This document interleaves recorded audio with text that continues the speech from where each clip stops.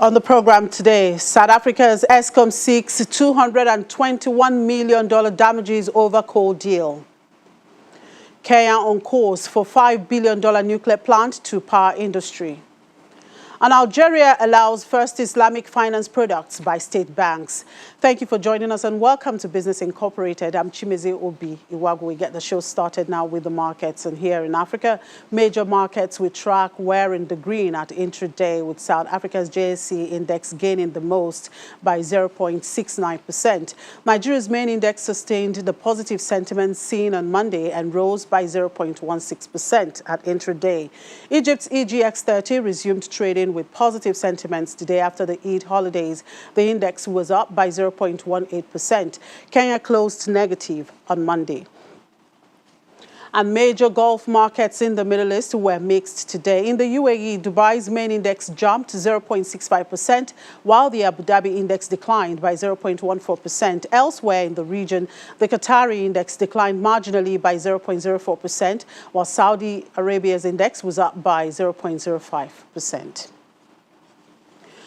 And European stocks pulled back in the morning as investors reacted to a slew of corporate earnings after positive manufacturing data around the world drove stocks higher to start the week.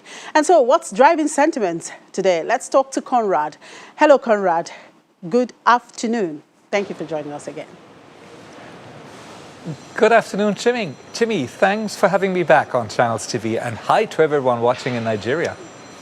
You're welcome, Conrad. Well, stocks in Europe are treading water after a strong kickoff to the week yesterday, and of course, U.S. exchange Nasdaq reaching a new record closing. What's making the talk of the trading floors today?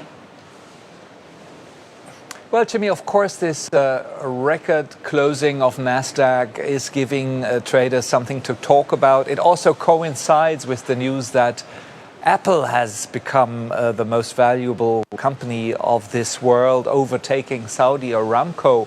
This, of course, makes at least some people on the trading floors wonder whether this is warranted, whether the expectations that are being priced in there in the tech sector really are going to met expectations, of course, in terms of earnings, whether they're adequate or whether they are exaggerated. I can tell you, at least in terms of some of the companies there, they are still warranted. Today, Sony from Japan and also Infineon, the computer chip maker from Germany, both came in with second quarter earnings that beat analysts' expectations, and both shares are significant gainers this Tuesday. And chemicals and pharmaceutical company Bayer has reported a 9.5 billion euro net loss for the second quarter. Are those litigation cases which are related to the weed killer Roundup ever coming to an end? If only I knew, Jimmy. That is, it seems really to be a never-ending story. The weed killer litigation is making, this takeover of Monsanto by Bayer that happened 2 years ago more and more expensive, more and more costly. Many of the settlements that already have been struck in the United States are only preliminary. They are not finished yet. And also, it has to be said that the guilty verdict in those cases which stated that, Roundup or glyphosate, that's the name of the substance used in that weed killer, those guilty verdicts that state that Roundup causes cancer have not been lifted, something that Bayer desperately had tried to convince the judge of so that it can prevent future cases. So it's still unclear how long this litigation process in the US will be, how costly it will be. This is really the number one problem that investors want to be solved. It's much more important, the problem for Bayer, than the COVID-19 crisis, which is another reason why Bayer turned out this loss for the second quarter it reported today.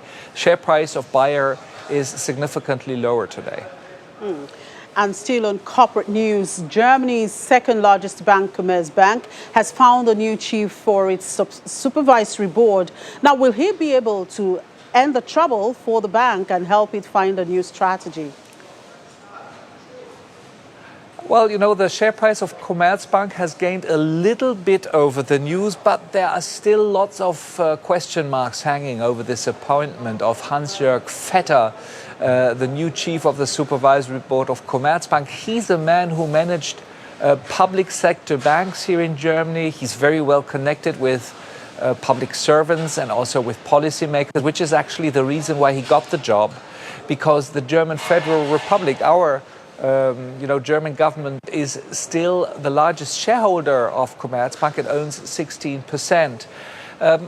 Another important shareholder of Commerzbank is not happy about the appointment, the financial firm Cerberus, which for a long time has been trying to force the executives of Commerzbank to trim the bank more towards profitability. It already has said that it does not think that Vetter is the right guy. Of course, the first thing he has to do in this position is search for and appoint a new CEO, who then might, be in the position to change the strategy and also maybe appease this activist investor Cerberus more.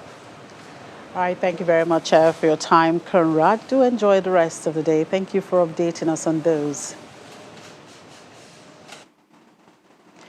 In the UK, a couple of corporate news are driving market sentiment this Tuesday. Let's see how that is playing out at Intraday with Juliana.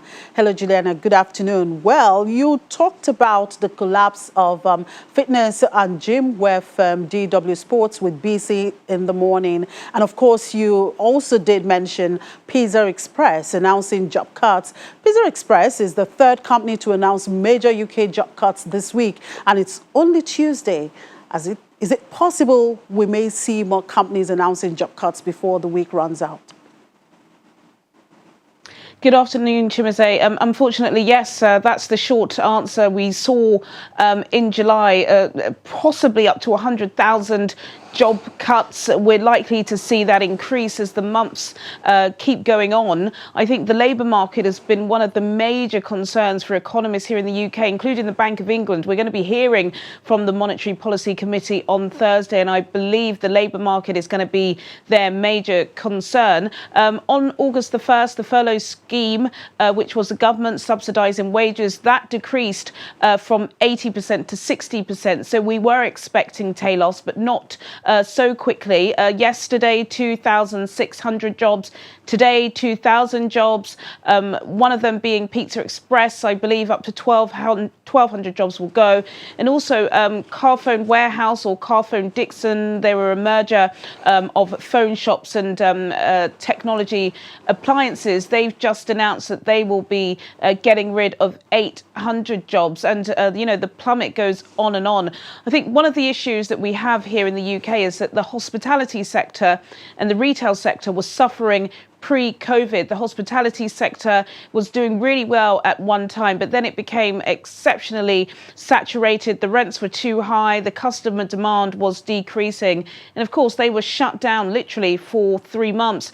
One of the issues that they have that a lot of other sectors don't have is that they have to adhere to the social distancing. So even though they have been given the green light by Prime Minister Boris Johnson to open, they can't have the capacity that they used to have before. And of course, the consumer confidence isn't there because many staff are furloughed, many people are not working out of the office. So it's a major incident here. Unemployment still stands at 3.9%. There are some suggestions that it could rise to about 13 to 15%, which would take Britain back to a scene that they haven't seen since the early 80s. So, yes, I think we are likely to see more job cuts as the week runs on. And EasyJet has expanded its summer schedule after better than expected demand and says it expects to operate about 1,000 flights a day in August. How is EasyJet shares reacting to this, and what is the general market sentiment like this intraday? The shares are soaring, Chimmy, up by about 8.9% as soon as they mentioned this. I believe me and you are probably the only ones not going on our summer holidays because, even amidst COVID, people are still trying to get on those planes. There were a lot of people that believed as soon as the government last month did a flip around on the quarantine for passengers coming back from Spain, that perhaps the market would go down. It hasn't. People have just discovered new areas. So apparently Trips to France, trips to Croatia, Greece, Turkey are all on the rise. And what EasyJet had expected is that in the late summer, they would be running at a 30% capacity. They've increased that forecast now to 40%, which is why their shares were raising. It's very important, I think, to point out that the 3 months to June this year, EasyJet ran 709 flights. If you compare it to this time last year, they ran 165,000 flights, which is a staggering difference. That's 117,000 passengers this year. Last year, there was 26.4 million. So it's a huge contrast. But yes, like I said, again, a lot of Brits want a holiday. I've got to say, Chimmy, I'm desperate to join them. Well, I'm not one of those looking forward to go on any summer holidays at this time, I must tell you. Anyway, let's look at Motoring Group, AA. That company says it's in talks with 3 suitors in an effort to reduce its £2.65 billion debt pile. What will this takeover deal mean for the company? What it will mean is that they'll just be more profitable. I think the AA, as you said, it's a breakdown recovery business. They've been doing pretty well here in Britain. They've been going for over 100 years, really popular. I believe they have over 13 million members. And they've actually had a pretty good COVID lockdown because with less people out, less people on the road, there have been less claims, so they've been doing pretty well. But as you said, their debts are soaring, over £2.4 billion, and some of that debt has to be paid back in the next couple of weeks. They're forecasting and thinking that it's not going to be a great idea for them to dip into their pockets, so they're looking for some people to buy off some shares. Apparently, they've already got interest by 3 different VCs. 2 of them are coming out of America, which is great for them. And again, as soon as they announce that they have interest from 3 different parties, their shares soared by about 8%. So, you know, some of their shares will be laid off. It's still a company that's doing pretty well, but they just want to get rid of some of their debt burden. All right, Julian, I got to let you go now. Thank you for giving us this update. Enjoy the rest of the day. Thank you, Jimmy. And stocks in Asia Pacific mostly rose today as the Reserve Bank of Australia kept its policy settings unchanged. The Hang Seng Index in Hong Kong surged 2% on the day. Japanese stocks, which led gains among the region's major markets on Monday, continued to see robust gains on Tuesday. The Nikkei 225 gained 1.7%, while the Topix Index advanced 2.14%. The S&P ASX 200 in Australia surged 1.88%. South Korea's Kospi gained 1.29%. Mainland Chinese stocks were mixed on the day, with Shanghai Composite gaining 0.11%, while the Shenzhen component dipped 0.74%. And U.S. stock futures traded near the flat line early today after the major averages logged in sharp gains to start the new month on Monday. Our Dow Jones Industrial Average futures were hovering at about 11 points. S&P 500 traded in negative territory, while the Nasdaq 100 futures posted marginally, negative moves. The Dow closed Monday's session up more than 20 points. The S&P 500 rallied to its highest level since February 21, and the Nasdaq closed at a record high. The S&P 500 also ended the session less than 3% below the intraday record set on February 19. Those gains came after Microsoft and Apple powered the S&P 500 tech sector to an all-time high, rising 5.6% and 2.5%. Sentiment on Wall Street also got a boost after Eli Lilly started a late-stage trial for its coronavirus antibody treatment. Investors continue to monitor negotiations over a new stimulus package as lawmakers struggle to make progress. And oil prices rose nearly 2% in early trade on positive economic data from Europe, Asia, and the United States. But investors remained concerned about rising COVID-19 cases globally and oversupply as OPEC begins to lift supply cuts. Brent crude rose 86 cents to $44.38 a barrel, while West Texas Intermediate crude settled 74 cents higher at $41.01 per barrel. Investors, however, continue to worry about the economic recovery as coronavirus coronavirus cases climb, with known infections reaching almost 18 million globally. More countries are imposing new restrictions or extending existing curbs in an effort to control the pandemic. And when we come back, we look at the domestic commodities market space. To stay with us.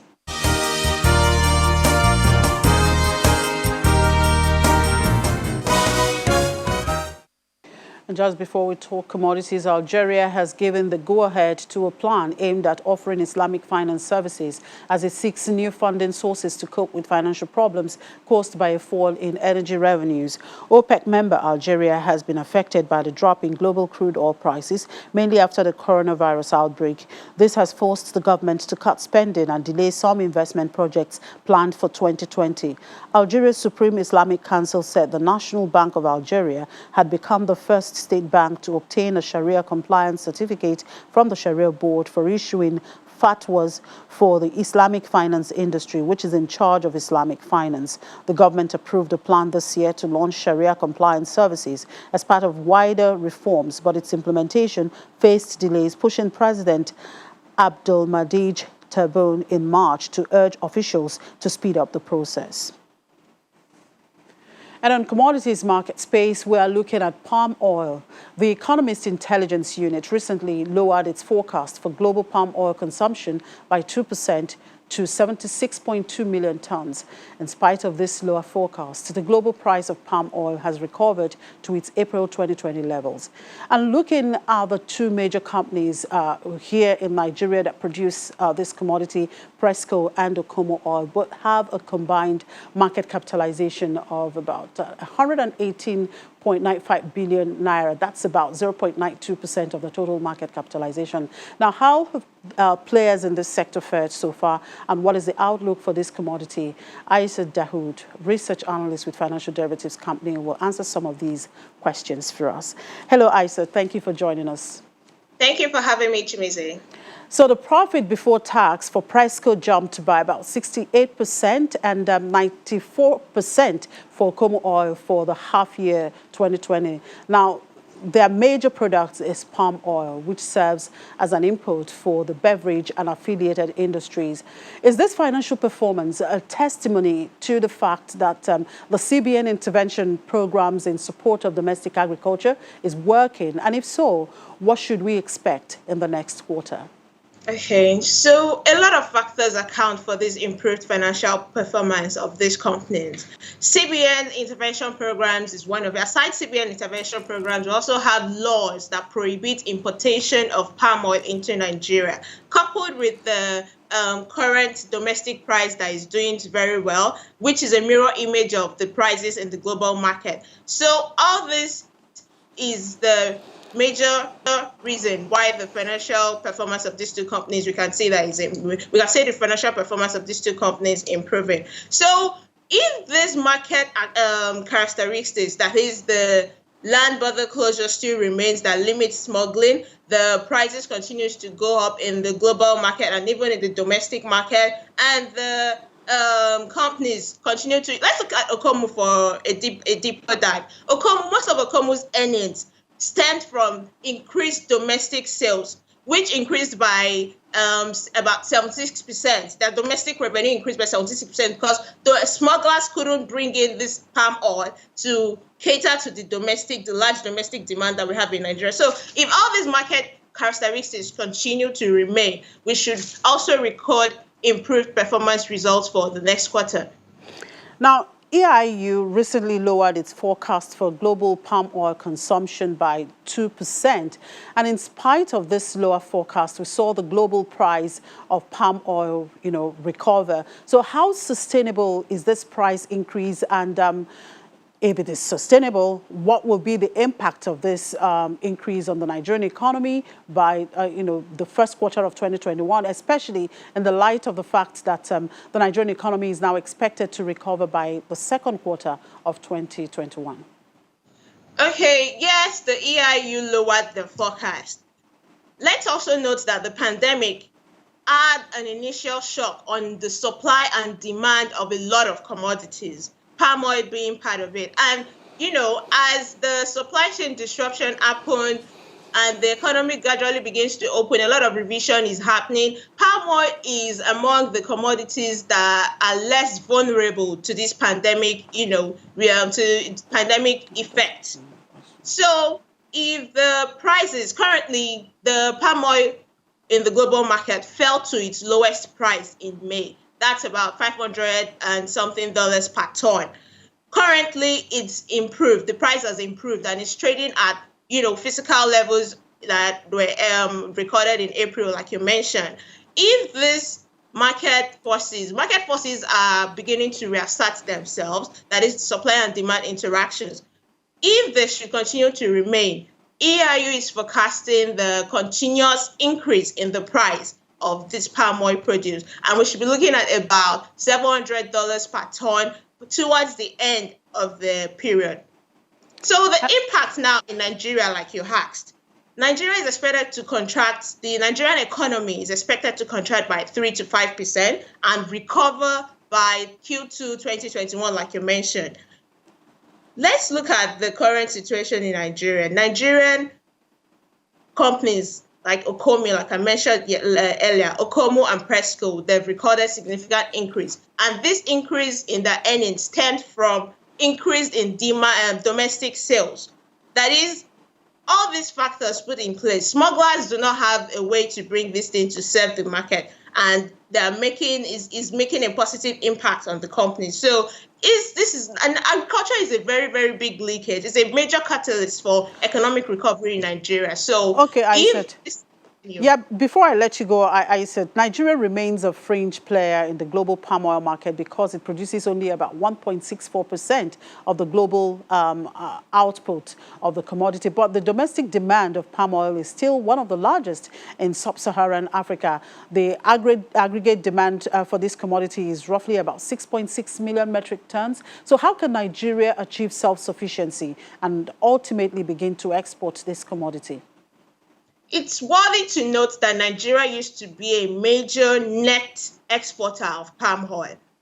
Due to our very low investment in research and development and then negligence, over the years, we've turned out to become a major net importer. But we thank God now, currently, we can see a turnaround in the situation. We are on the track towards self-sufficiency. By the time we can see that we have about 35% import tariff for palm oil, coupled with the forest restriction and even the local prohibitions, smugglers are not able to bring this into Nigeria, and we can boost our earnings. It's worth to note that the largest producers in the world, that is Malaysia and Indonesia, they account for 80% of the global output of this commodity. So Nigeria is a fringe player, like you mentioned also. 1% of if two countries are producing 80%, if we aim at what they are doing, Nigeria can be on the track to self-sufficiency and also a net exporter of this commodity. All right, thank you very much for your time, Aisat Dahoud. And Power Utility ESCOM and South Africa's Special Investigating Unit have issued a court summons in an effort to recoup 3.8 billion rand that they allege was diverted by former ESCOM executives and the Gupta family who run high-profile businesses in the country. The move by ESCOM and the SIU relates to the 2015 acquisition of Optimum Coal by the Gupta-controlled company Tegata Exploration and Resources. At issue is a claim by ESCOM that the deal involved a payment to the Guptas, which was authorized by previous executives, damaging the company financially. And Kenya's nuclear agency has submitted impact studies for a $5 billion power plant and says it's on course to build and start operating the facility in about 7 years. The government plans to expand its nuclear power capacity fourfold by 2035. President Uhuru Kenyatta wants to ramp up installed generation capacity from 2,712 megawatts as of April to boost manufacturing in East Africa's largest economy. And that's a wrap on the program. Thank you for watching. I'm Chimeze Obi Iwago.